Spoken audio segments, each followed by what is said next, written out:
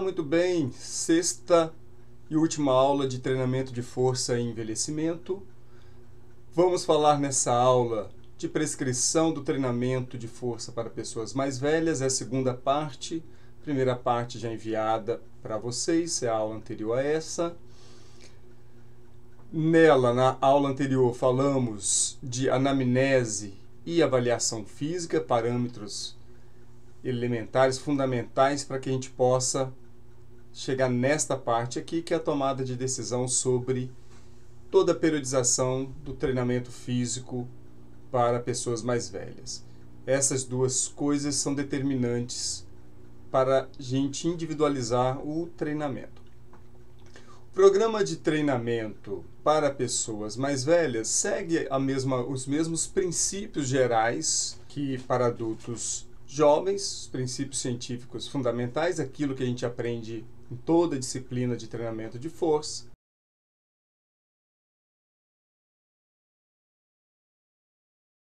Os trabalhos científicos mostram para a gente que idosos toleram bem cargas até 80% de um RM. Isso não quer dizer necessariamente que a gente tenha que trabalhar com 80% de um RM. Eu, inclusive, defendo cargas inferiores a isso, no máximo até 60% de um RM. Mais à frente eu vou explicar por que vou defender essa tese.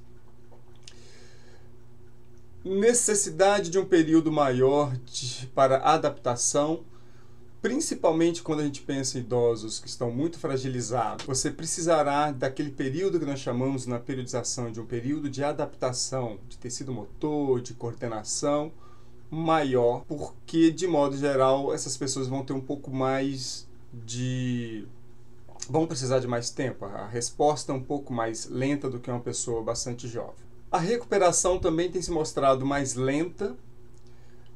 Então, pensar que a frequência de treinamento ela precisa ser, não pode ser uma grande frequência, tem que se preocupar com isso, que há uma recuperação mais lenta.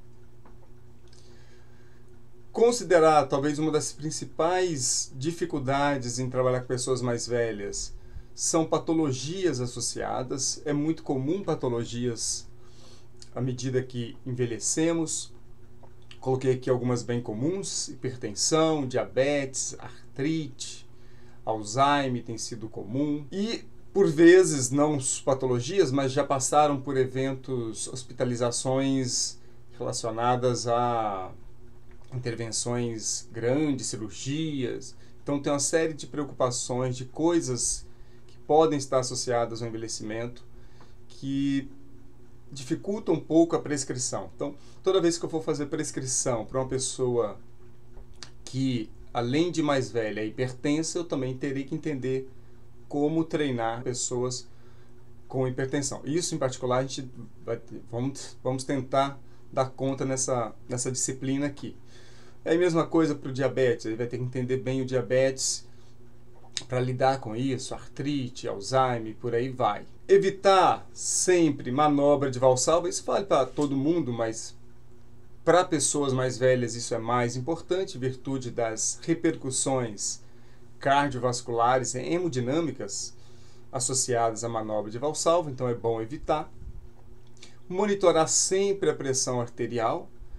Mesmo quem não for hipertenso ou quem diz não ser hipertenso, porque nós temos também um percentual bastante grande de pessoas que sequer sabem que são hipertensas.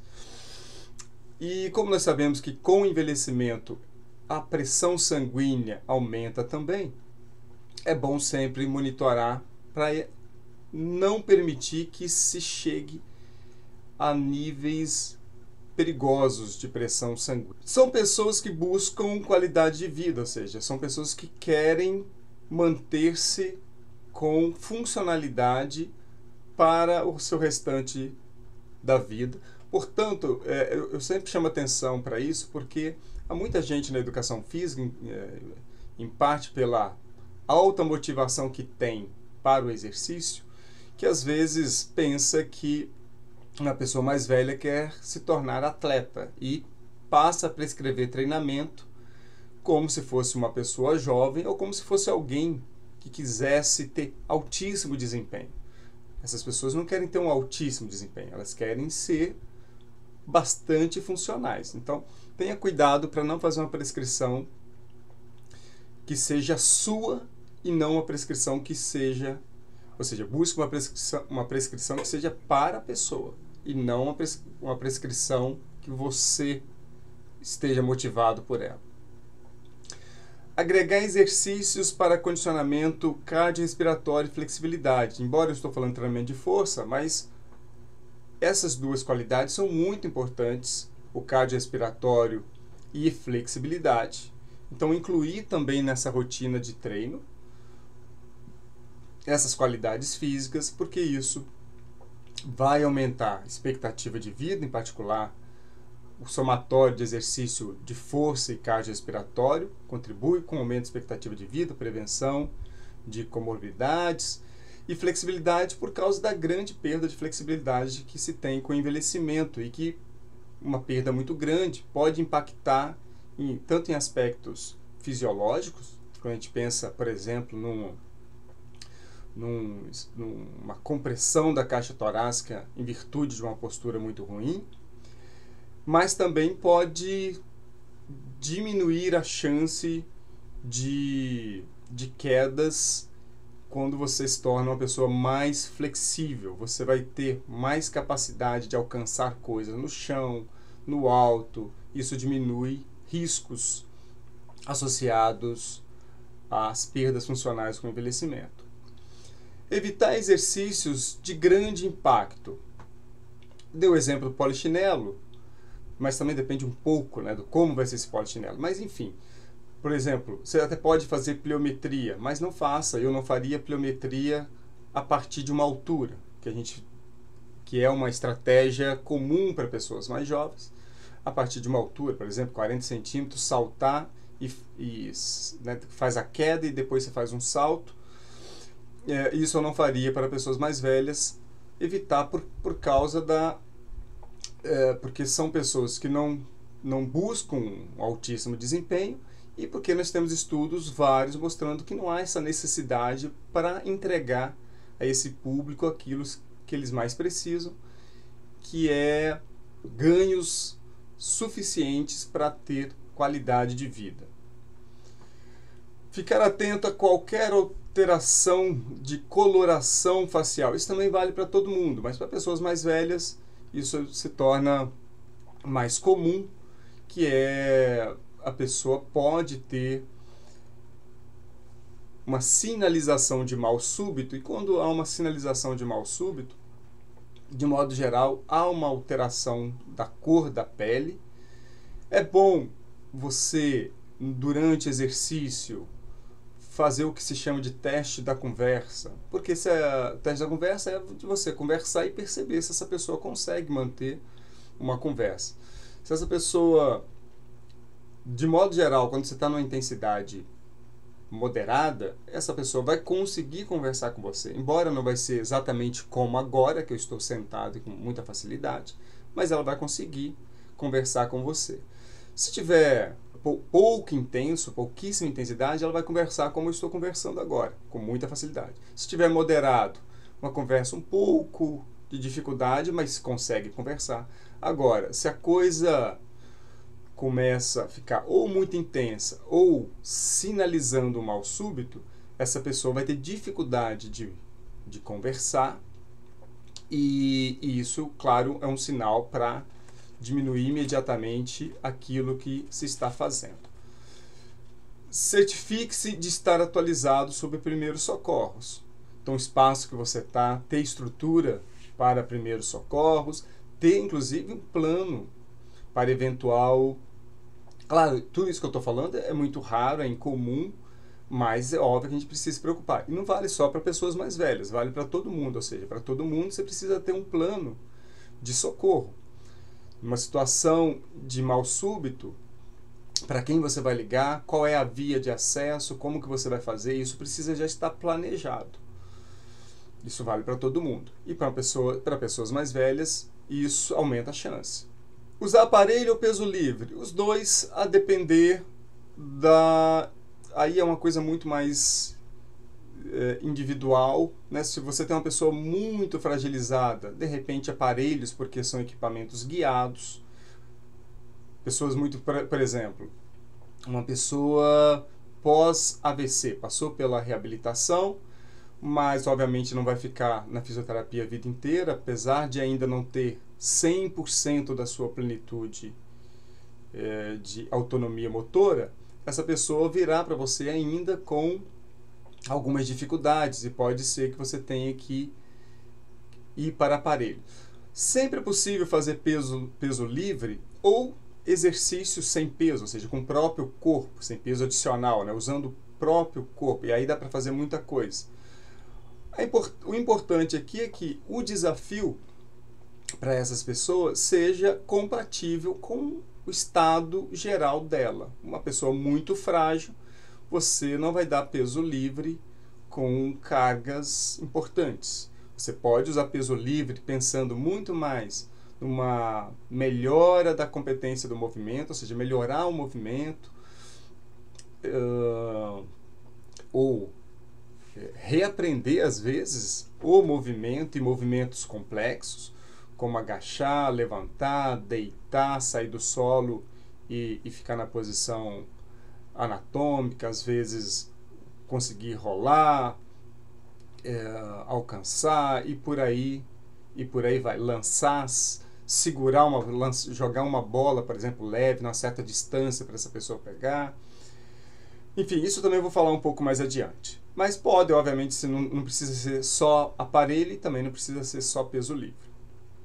Acredito ser importante incluir aquilo que temos, que se tem, né, chamado de treinamento funcional. Quem me conhece sabe que eu implico com o termo funcional, porque todo treinamento precisa ser funcional. Se qualquer treinamento que você der não for funcional, então não é um treinamento que serve. Então todo treinamento é funcional. Mas, obviamente que a gente compreende o que se está chamando de funcional, né? São coisas mais associadas a tarefas. Aliás, o chamado treinamento funcional nasceu no âmbito da fisioterapia, um punhado de décadas atrás, numa ideia mais ou menos disso aqui, de um treinamento orientado na tarefa, ou seja, um treinamento buscando oferecer àquela pessoa, no âmbito da reabilitação, condição para ela voltar a fazer as tarefas do dia a dia, caminhar, sentar,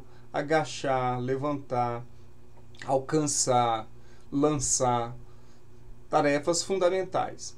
E daí nasceu a ideia do chamado treinamento funcional, treinamento baseados nas funções diárias, orientado na tarefa, e isso obviamente é muito importante para o grupo, para as pessoas mais velhas, porque é o que de fato a gente precisa à medida que envelhece. Curiosamente, embora do ponto de vista intuitivo, parece que a gente imagina que o treinamento funcional será muito melhor para pessoas mais velhas, mas curiosamente os estudos têm mostrado efeito similar entre o treinamento que a gente chama de tradicional, esse mais baseado em máquina de força, ou também peso livre, mas dentro de ambiente de academia, comparado ao funcional. Do ponto de vista da entrega de funcionalidade, as duas estratégias têm funcionado bem. Isso é do ponto de vista científico. Mas o funcional ele tem uma vantagem adicional, que você consegue fazer treinamentos baseados em tarefa sem a necessidade de uma estrutura muito sofisticada, como é o caso de uma academia, que é cara, é uma estrutura que não é barata, e às vezes a pessoa mora muito distante da academia, dependendo da localização dela, imagina no interior, e às vezes fica muitos quilômetros na academia. E no funcional dá para a gente criar um punhado de estratégias, usando peso livre ou usando coisas baratas, que passa a ser uma estratégia que, mesmo tendo resultados similares, talvez seja a primeira opção. Mas cientificamente tem essas coisas. Aliás, eu sei disso, apesar de eu defender o funcional, mas já pesquisei um punhado sobre isso, e a gente vê que os estudos, de modo geral, Eu deixo 3 estudos aqui para mostrar isso para vocês, que compararam o tradicional versus o funcional. Tá vendo? Tradicional versus o treinamento de força convencional. Esses 3 estudos, de modo geral, eles vão mostrar que os benefícios do treinamento tradicional e funcional para pessoas mais velhas é similar. Esse aqui eu até coloquei algumas figurinhas de alguns testes funcionais que eles fizeram. E aí serve como uma sugestão. Na aula passada eu falei de testes funcionais. Aqui tem alguns outros testes que foram testes adaptados para esta pesquisa. A gente até vê aqui, né, subindo uma escada, deslocando um peso. Se eu não me engano, isso aqui era um movimento rotacional, de elevação, passando por cima de uma corda. Então, alguns outros desafios interessantes. Mas, enfim, então deixa esses 3 artigos para quem quiser ver essa comparação entre o treinamento tradicional e o funcional. A gente entende, então, o treinamento, chamado treinamento funcional, exercícios que possuem desafios diferentes daquele mais tradicional. Então, são exercícios multiplanares, que envolvem mais do que um único plano. Desafiadores, obviamente, desafiadores relacionados a cada corpo. Então, pessoas mais velhas, esse desafio vai depender do nível de fragilidade que essa pessoa tem. Como eu disse, há pessoas com a capacidade funcional melhor do que de pessoas mais jovens, mas dependendo do quão fragilizado está este corpo, você pode desafiar e treinar no sentido de reaprender, ou primeiro, né, se reaprender, se for necessário, reaprender, melhorar e criar uma reserva de capacidade, que seria uma terceira fase. Então, subir e descer escadas pode ser um desafio, e dependendo da pessoa pode ser mais ou menos. Deitar e levantar, isso é bem interessante. A gente, às vezes, olhando para uma pessoa mais velha, você acha que ela é muito funcional, mas às vezes ela não consegue ir ao solo e levantar do solo. Você pode, inclusive, criar treinamento ensinando como ir até o chão e deitar no chão, e como sair do chão e subir. E você pode criar uma técnica específica que seja a melhor possível para aquela pessoa, né? Para não descer de qualquer jeito, para não levantar de qualquer jeito. E aí isso pode se tornar um exercício físico do dia a dia. Mesma coisa o agachar, carregar pesos laterais, por exemplo, como se fosse sacolas de compra de supermercado. Treinamento para estabilidade do tronco, mobilidade, coordenativos com o próprio peso, por exemplo, treinamento suspenso é interessante, com cabos de maneira geral é interessante, com elástico também é bem interessante. Tem-se também bons resultados com algo que tem se chamado de perturbação do equilíbrio, que é uma pessoa, por exemplo, em pé, você dá pequenos toques do lado, atrás, no peito, e isso gera um desequilíbrio e a pessoa tem que se reequilibrar. Obviamente, muito cuidado com isso. Comece devagar e há situações que para melhorar o sistema proprioceptivo, você pode fazer isso pedindo para a pessoa ficar com o olho fechado. Então, de olho fechado, você promove perturbação do equilíbrio para que ela consiga restabelecer o equilíbrio. Obviamente, muito cuidado em virtude da fragilidade de cada pessoa. Isso aqui, obviamente, você vai incluir essa perturbação de equilíbrio à medida que a pessoa já tiver já estiver indo para o âmbito de melhorar o desempenho, ou seja, conseguir uma reserva. Mas a primeira fase, dependendo da pessoa, é reaprender tarefas fundamentais. Uma segunda fase é melhorar a competência disso.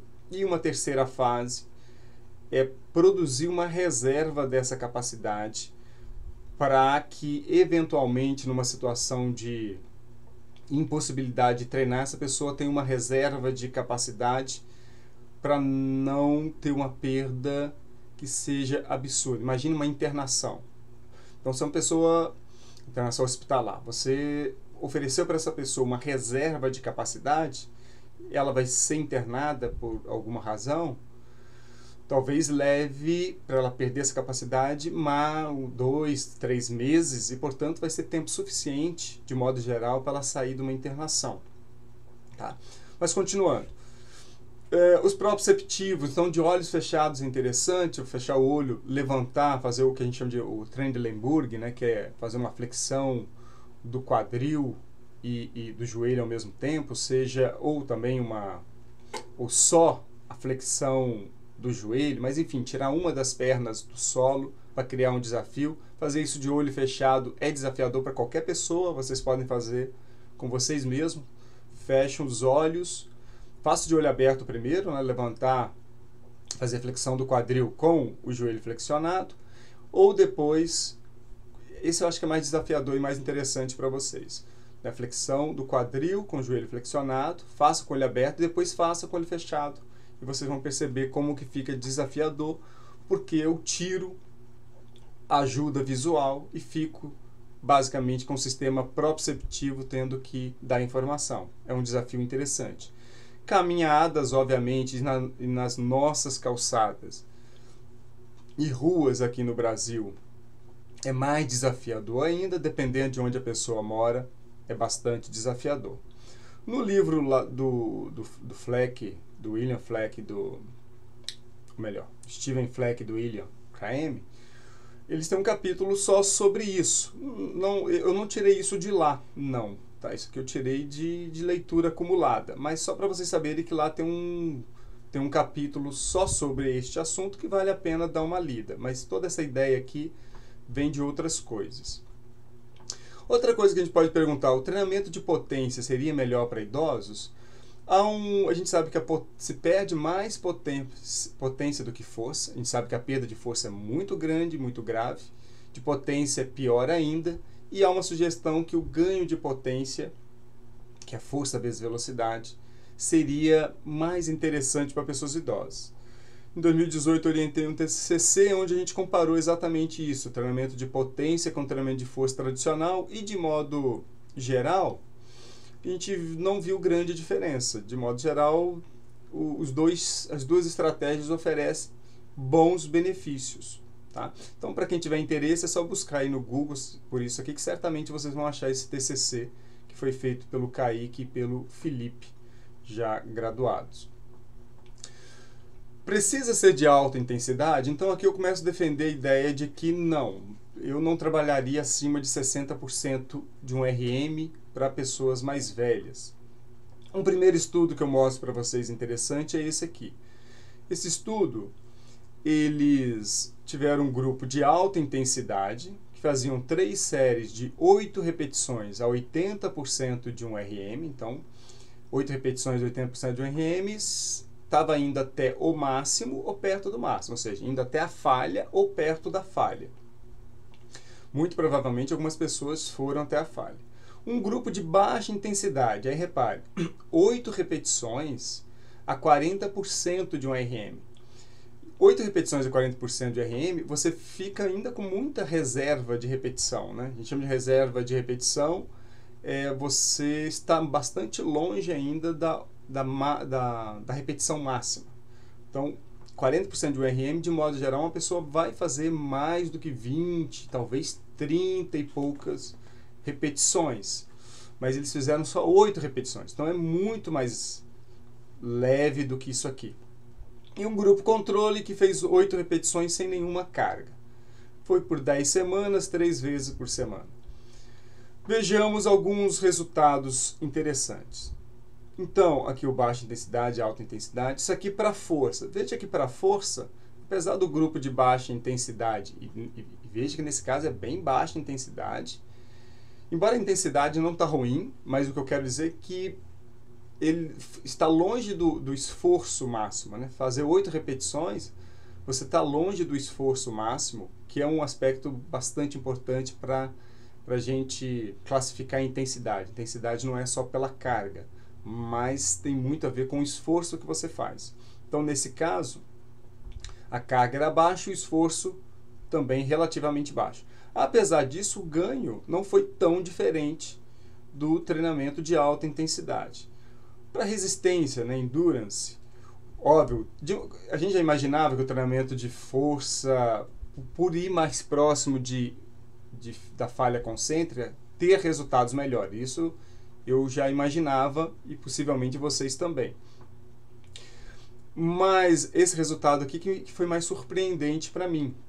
Essa baixa intensidade conseguir produzir, veja, isso aqui é mudança percentual, casa de mais que 100% de ganho. E o grupo controle, que não treinou, aqui não teve ganho nenhum, e dependendo da idade é comum acontecer isso aqui, perda, né? Se a pessoa não treina, vai ter perda. Aliás, o treinamento de força para pessoas mais velhas tem uma curiosidade. Se você no início do ano, imagina uma pessoa de 70 anos, no início do ano você começa a treinar, aí você faz um teste de força, ela tem lá X força. Você treina, no final do ano você vai fazer o teste, ela tem a mesma X força. Ou seja, em termos de delta, o ganho foi zero, tirando o pós subtraído do valor inicial, deu zero. Teve ganho? Teve ganho. Ou seja, apesar do zero, teve ganho. Por que que eu falo isso? Porque se essa pessoa não treinasse durante esse ano, no final ela teria tido perda significativa de força. Então, este valor zero, nessa circunstância, não é um valor que representa ausência de resultado. Então, é uma característica do treinamento de força para pessoas mais velhas. Seguindo, aqui a distância na caminhada. Então, treinamento de alta intensidade, maior ganho, como esperava, mas o de baixa intensidade teve bons ganhos percentuais e o controle, que treinou que treinou sem carga, teve perda.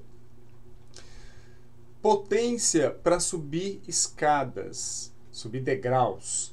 Veja a diferença, aliás, não houve diferença entre esses dois grupos, e o grupo controle perdeu. E como potência é uma coisa importante, não foi tão diferente desses grupos.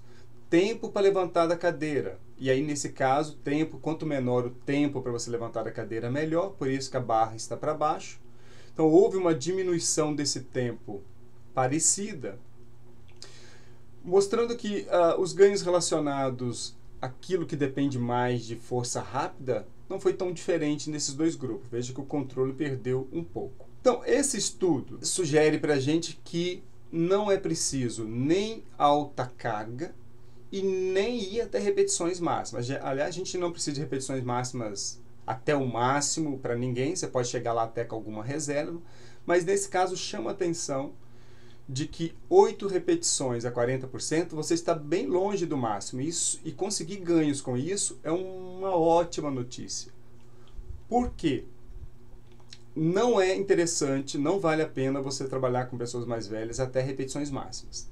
Seja pelo risco, principalmente porque à medida que você vai ficando perto de repetições máximas, você vai tendo perda da qualidade técnica, então pode aumentar o risco de lesão, mas principalmente porque nós sabemos que a cada repetição que a gente faz, a pressão sanguínea sobe um pouco, sobe quase como num formato de escada. Cada repetição que você faz vai subir um pouco. Então, fazer muitas repetições para pessoas mais velhas não é interessante, porque o sistema arterial já perdeu muito da sua elasticidade, então não vale a pena ficar forçando esse sistema arterial com uma alta pressão sanguínea. Então, eu não recomendo fazer muitas repetições para pessoas mais velhas, dê um intervalo de descanso um pouco maior e não fazer muitas repetições, principalmente por causa disso, para evitar uma elevação importante da pressão sanguínea, que pode ser perigosa. É perigosa, né? 2 outros estudos recentes fortalecem esta minha fala aqui. Esse primeiro estudo, que é de 2020, que é uma meta-análise e vale bastante a pena vocês lerem, porque eles incluíram 35 estudos incluídos nessa meta-análise, pessoas de 59 a 88 anos. Treinamento, e aí assim, claro, estou resumindo muito aqui porque não vai dar para eu discutir tudo, para não ficar grande demais a aula. O treinamento de intensidades mais elevadas, curiosamente e de forma inesperada, se associou com redução da hipertrofia de fibras tipo 2. Então, eles vão mostrar que o treinamento de carga mais baixas e altas produzem ganhos, mas curiosamente as fibras tipo 2 houve uma redução à medida que aumenta a intensidade. Em pessoas mais jovens não é o que a gente espera, mas em pessoas mais velhas isso aconteceu. Outro estudo, este aqui, que é de agora, 2021, mostrou que a intensidade de 55% de um RM gerou ganho de hipertrofia numericamente melhor que 80% de um RM. Não houve diferença estatística. Quando você olha os números, o 55% foi numericamente quase o dobro do 80%. Mas por causa da grande variação, não houve diferença estatística. Mas a gente pode dizer que, sendo igual, estatisticamente igual, e ainda que numericamente tendeu a ser melhor para os 55%, faz mais sentido trabalhar mais perto disso aqui, 50%, 55%. O que seria isso? Para também não precisa fazer um teste de um RM no dia a dia, né? Então você pode usar aquelas escalas que eu já ensino na disciplina de treinamento de força, mas aproximadamente 55% de um RM, a pessoa teria uma capacidade de fazer entre 15 e 20 repetições máximas. Então, você poderia oferecer uma carga onde a pessoa faça, por exemplo, 8 repetições e te diga que ainda conseguiria fazer mais umas 4. Então, para você não ter que fazer um teste de um RM no dia a dia, teste de um RM a gente faz trabalho científico, porque é preciso produzir o conhecimento. Mas para uma prescrição não há essa necessidade. Então você pode buscar uma carga em que fique fazendo entre 6 a 8 repetições, até 10 é possível, mas não chegar em 10 repetições máximas. Perguntar à pessoa quantas repetições ela acha que ainda conseguiria fazer. Quando ela achar que consegue fazer mais umas 4, 5, você para por ali. Treinar por aí já está de bom tamanho e vai conseguir excelentes ganhos. Claro, depois, você está treinando uma pessoa mais velha por 1, 2 anos, essa pessoa já está muito funcional, aí você pode caminhar para cargas um pouco mais desafiadoras. Mas inicialmente eu não faria isso de jeito nenhum. O programa de treinamento, numericamente falando agora, fica na casa de 1 a 3 séries, 20 a 5 repetições. Eu inverti o número porque vocês sabem que 20 repetições máximas é uma intensidade menor que 5, né? A carga é menor. Embora eu estou colocando 20 a 5 repetições máximas, não precisa ter a máxima, tá? Só para ter uma noção da intensidade. 50 a 80% de um RM, aí de novo, embora isso aqui é possível, eu ficaria mais perto de 50, sem ir até repetições máximas. Aproximadamente 3 vezes por semana, 2, 3 vezes por semana, está de bom tamanho. 2 a 4 minutos entre séries, eu sempre daria um pouco mais que eu quero dizer, é mais perto de 4, dependendo se a pessoa é mais frágil, se ela é hipertensa, eu daria um intervalo mais perto de 4. Não sendo, pode ser mais perto de 2. Trabalhar os grandes grupos musculares, evitar repetições até a falha, evitar técnicas de avançados, não há essa necessidade neste grupo. Optar por exercícios seguros para cada pessoa. Para hipertenso, prescreva menos repetições. 6 até 10 está razoável, 8 na média, né? Tá bom. E fazer aquecimento com carga menor. Há uma sugestão de fazer aquecimento para esse grupo com carga baixa ou até sem carga, para dar essa informação, para dar informações aferentes ao cérebro, de ele entender que o corpo vai entrar nesse desafio, já começou a ser desafiado. Isso vai preparar o corpo para essa atividade.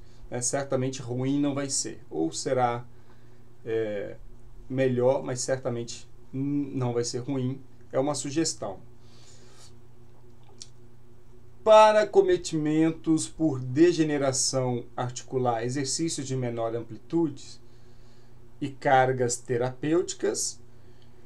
E, claro, depois de ter passado por fisioterapia. Se essa pessoa ainda tem dificuldade, você pode optar por exercício de menor amplitude. Também pode optar por isometria. Só o cuidado da isometria também não fica até o máximo, né? Isometria, de novo, como isometria por tempo, não deixa a pessoa ficar até um limite.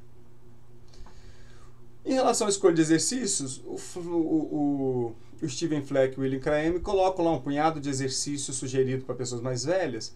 Eu não vou ler aqui porque vocês podem dar uma pausa e dar uma lida. E também porque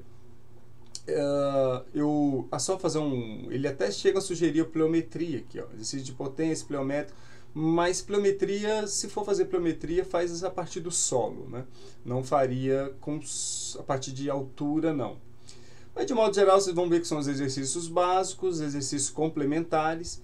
E eu, particularmente, sugiro a vocês dar uma lida nesse artigo. Esse artigo, ele faz uma recomendação de exercício para pessoas mais velhas, inclusive escrito por brasileiros e com um norte-americano, de 2020. Ele não tem nada de diferente, mas esse artigo ele vai fazer uma proposta bastante consciente, digamos uma espécie de feijão com arroz do treinamento, mas fundamentando bem o porquê tem que ser desse jeito, né?